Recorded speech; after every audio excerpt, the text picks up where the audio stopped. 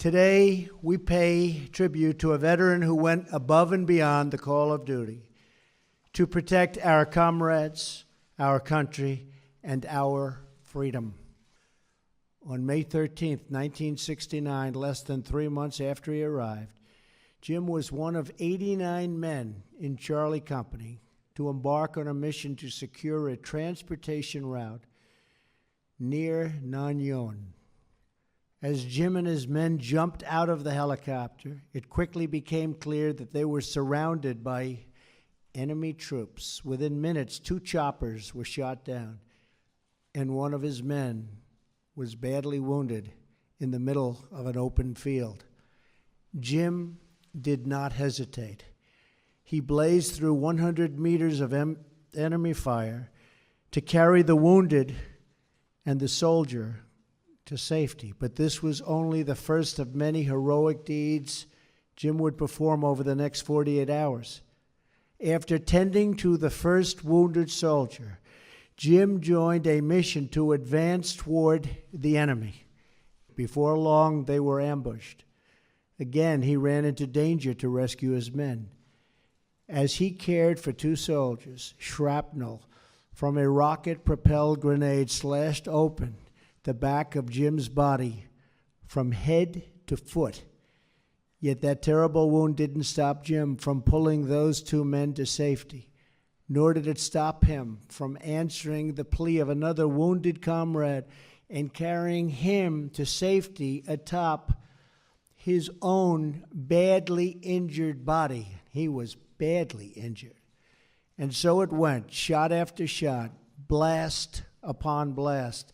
As one of his comrades recalled, whoever called medic could immediately count on McCloughan.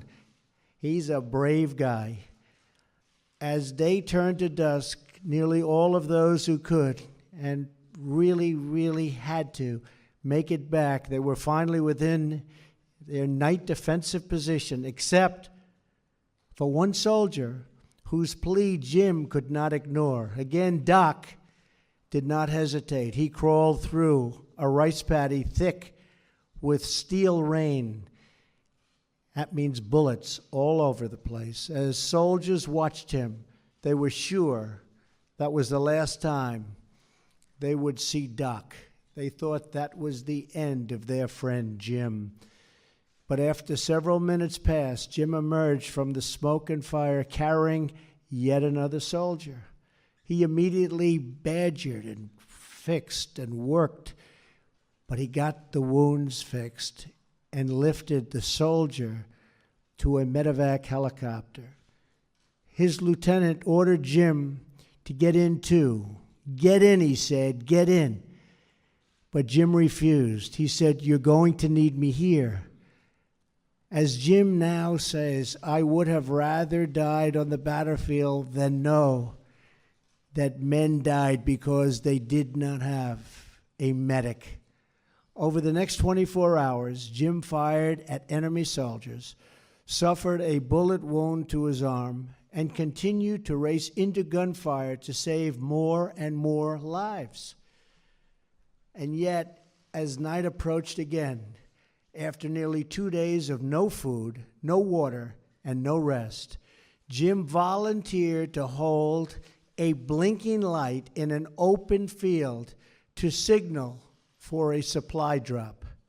He would not yield, he would not rest, he would not stop, and he would not flinch in the face of sure death and definite danger.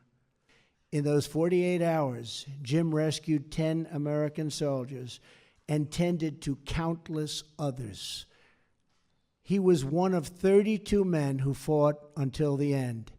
They held their ground against more than 2,000 enemy troops. Jim, I know I speak for every person here when I say that we are in awe of your actions and your bravery.